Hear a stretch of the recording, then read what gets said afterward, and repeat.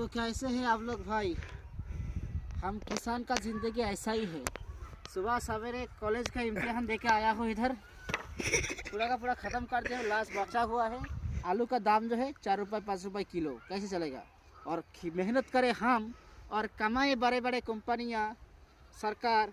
क्या कहूँ, हमें कहने के लिए कुछ तो है नहीं। ज़िंदगी को जो है ना घसीट कर छीर छाड़ के चल रहा हूँ। ज़िंदगी बहुत ही घटिया है, घाटिया बना दिया लोगों ने।